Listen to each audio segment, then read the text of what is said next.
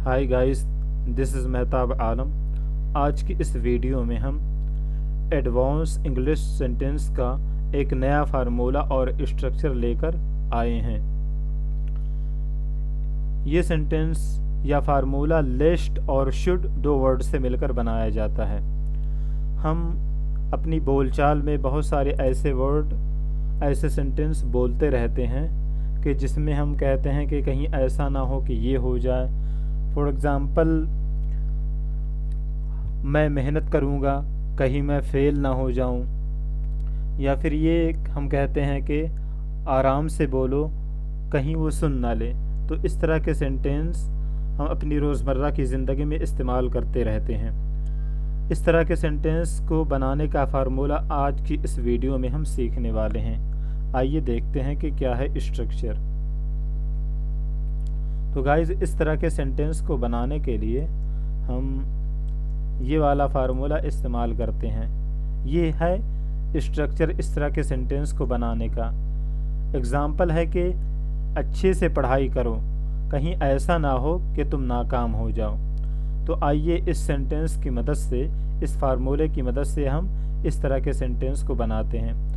तो सबसे पहले हमें क्या है, सब्जेक्ट को रखना होता है, सेंटेंस को रखना होता है।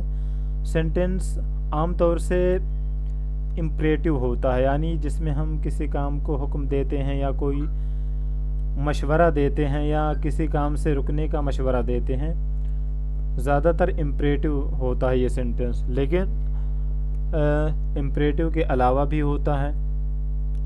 तो सबसे पहले हमें सेंटेंस रखना होता है। जैसे मेन सेंटेंस है, इसमें अच्छे से पढ़ाई करो, तो उसके लिए हमें इसकी इंग्लिश बनाएंगे रीड रेगुलरली, यानी अच्छे से पढ़ाई करो, पाबंदी से पढ़ाई करो, बाकायदा से पढ़ाई करो। उसके बाद हमें लिस्ट रखना होता है, तो हमने लिस्ट रख दिया।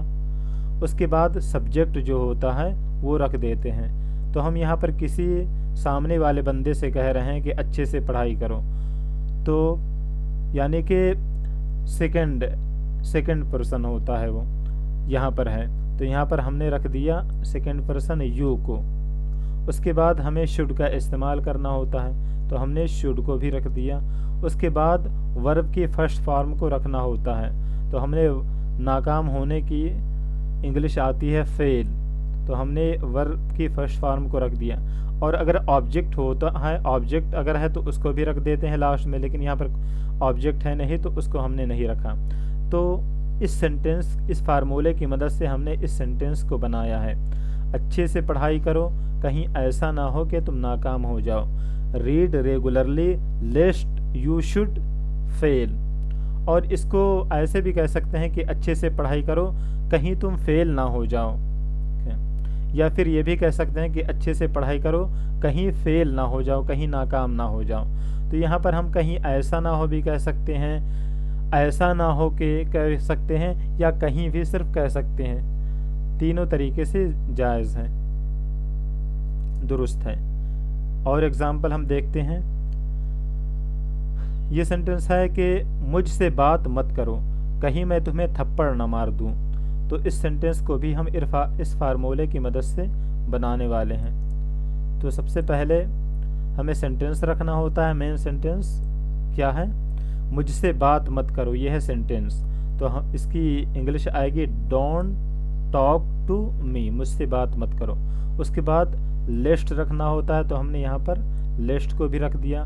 उसके बाद सब्जेक्ट रखना होता है, तो सब्जेक्ट यहाँ पर फर्स्ट पर्सन है यानी आई, तो हमने आई को लगा दिया। उसके बाद शुड आता है, हमने शुड को रख दिया। उसके बाद वर्ब की फर्स्ट फॉर्म आती है, तो थप्पड़ मारने की इंग्लिश आती है स्लैप, तो हमने इसकी फर्स्ट फॉर्म को रख दिया वर्ब को। और उसके बाद तुम्हें, यानी यहाँ पर ऑब्जेक्टिव भी है, तो यहाँ पर हमने ऑब्जेक्टिव रख दिया यू, जो कि प्रोनाउन है। तो इस तरह से इस फार्मूले की मदद से, इस स्ट्रक्चर की मदद से हमारा ये सेंटेंस तैयार हो गया। मुझसे बात मत करो, कहीं मैं तुम्हें थप्पड़ न मार दूं। या ऐसे भी कह सकते, मुझसे बात मत करो, कहीं ऐसा ना हो कि मैं तुम्हें थप्पड़ मार दूं। तो दोनों तीनों तरीके से दुरुस्त हैं। Don't talk to me lest I should slap you. Next sentence देखते हैं।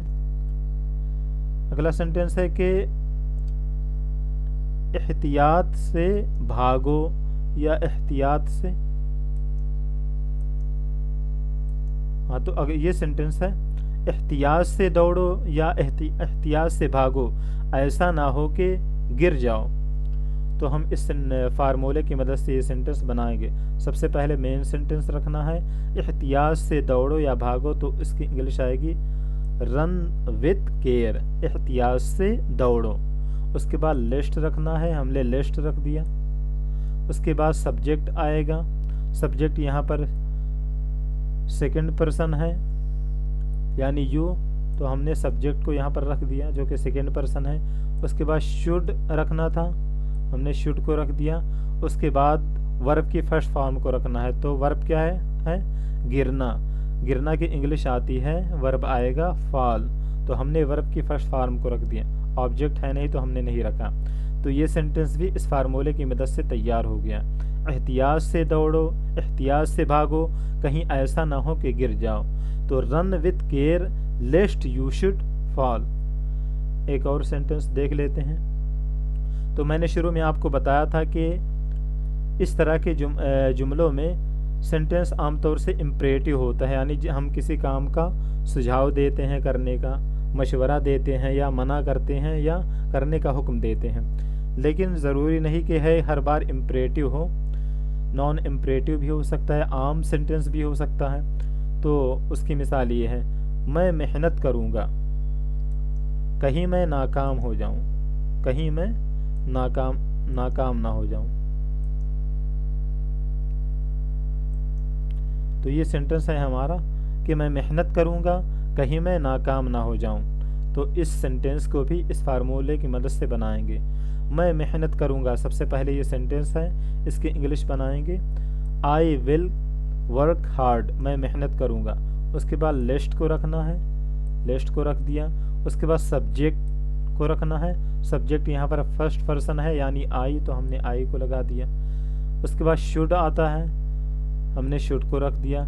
उसके बाद वर्ब की फर्स्ट फॉर्म है नाकाम होना, फेल होना, नाकाम होना, तो उसकी इंग्लिश आती है फेल, तो हमने ये रख दिया। ऑब्जेक्टिव है नहीं तो हमने नहीं रखा। तो इस फार्मूले की मदद से हमारा ये सेंटेंस भी तैयार हो गया। मैं मेहनत करूँगा कहीं मैं नाकाम ना हो जाऊँ, I will work hard लेस्ट I should fall. तो गाइस उम्मीद करता हूँ कि आपको ये फार्मूला समझ में आ गया होगा। आप इस फार्मूले को अच्छे तरीके से देखें, इसको कॉपी में नोट कर लें और याद कर लें, और ज़्यादा से ज़्यादा एग्ज़ाम्पल, ज़्यादा से ज़्यादा मिसालें आप ख़ुद से बनाने की कोशिश करें और बार बार बोलने की प्रैक्टिस करें। इस तरह से ये सेंटेंस, ये फार्मूला आपको जहन नशीन हो जाएगा। उम्मीद करता हूँ ये वीडियो पसंद आया होगा। मिलते हैं अगले वीडियो में।